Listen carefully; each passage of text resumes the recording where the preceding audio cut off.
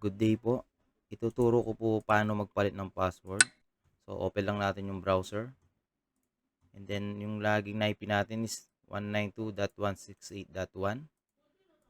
So, type lang natin dito sa laging sa browser po natin. So, username password is root at admin 1412. So, type lang natin is root.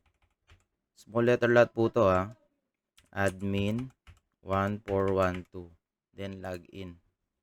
So, pag nandito na tayo, ma'am, sir, ito lang po yung gagawin natin. Network, and dito sa basic. Yung basic, yung 4G po ito. At yung 5G ito po yun. So, dito tayo sa advanced. Ito po siya. So, SSDI name, yung Wi-Fi name natin is, ito po siya.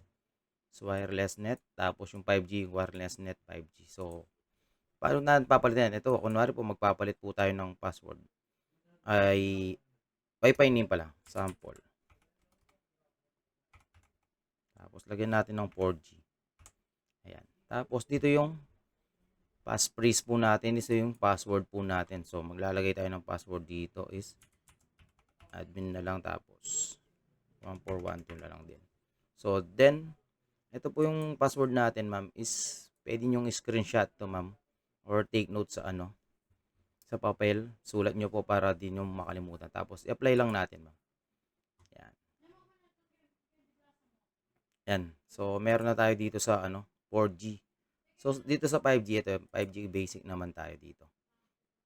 Tapos, 5G advanced. Ito siya, 5G advanced. Tapos, lagay din natin yung sample 5G.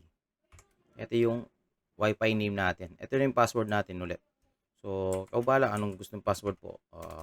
Baliktad natin, 14, 12, tapos admin. So, yan.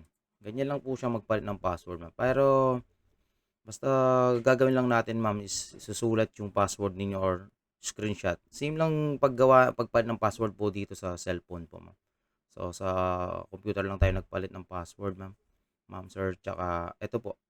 Ganun lang po kadali magpalit ng password po. Yun lang po yung gagawin natin, ma'am, no? Pagpalit ng password lang. Wala na pong iba, ma'am. Kasi pag nagpalit kayo ng iba, kunwari yung ito yung sa user, dito po. Pag pinalitan yan, pag di natin alam, di nyo matandaan, ma'am, kailangan nating i-reconfigure ulit yung modem nila, ma'am. So, medyo hassle po sa amin yun, ma'am.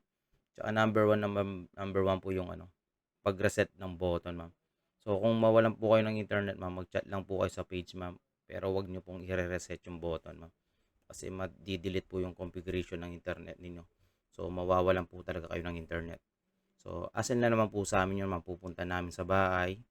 Kukunin namin yung modem, ma'am. Tapos, i-reconfig lang ulit, ma'am, para magkaroon lang kayo ng internet. So, ma'am, sir, ganun lang po siya kadali.